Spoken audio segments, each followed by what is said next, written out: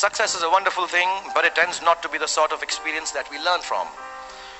We enjoy it, perhaps we even deserve it, but we don't acquire wisdom from it.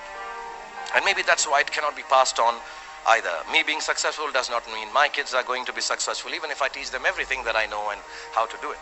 So I feel that talking about success is completely a big waste of time. Instead, let me tell you very honestly, whatever happened to me happened because I've always been terrified of failure.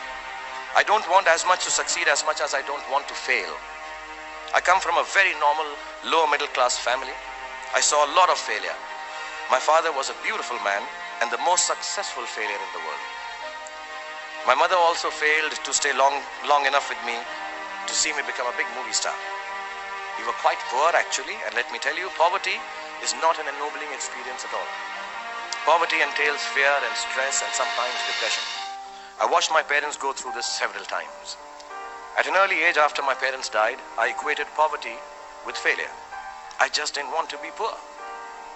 So when I got a chance to act in films, it wasn't out of any creative desire, I say this honestly.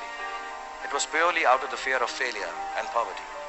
Most of the films I signed were discards of better-known actors, and the producers could not find anyone else to do them. I did them all to make sure that I was working to avoid unemployment. The timing or something was right. I worked very hard. There were other people around it. And I became a big star. The films became big hits, which means sometimes our success is not the direct result of our actions. And let nobody tell you that. Success sometimes just happens. Really. It is accidental, and we have to take credit for it. I do it sometimes sheerly out of embarrassment. So I believe the true path to success is through the fear of failure. If you aren't scared enough of failing, you're unlikely to succeed. It's not pleasant to fail, it's tough. All of us experience it. You will too, if you haven't already. So use it to succeed. How I've done is, a few points I'd like to say, and then I'll end this monologue. Firstly, it's not the absence of failure that makes you succeed. It is your response to failure that actually helps to buffer the reverses that you experience. I personally have one response to failure: pragmatism. A recognition and belief that if one approach does not work, then the other will or might. Failure also gives me an incentive to greater exertion, harder work, which invariably leads to later success in most cases.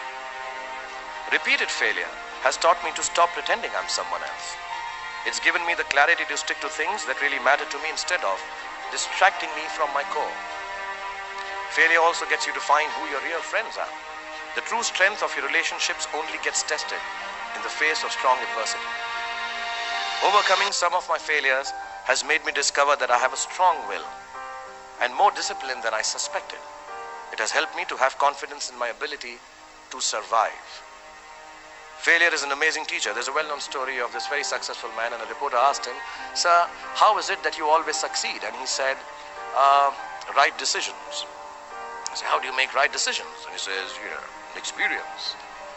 He says, "How do you get so experienced?" He says, "Wrong decisions and failure." So do fail, and it's all right to fail. You have to know and learn that life is not just a checklist of acquisitions, attainments, and fulfillments. Your qualifications and CVs don't really matter. Instead, life is difficult and complicated and beyond anyone's control. The humility to know it will help you survive its vicissitudes.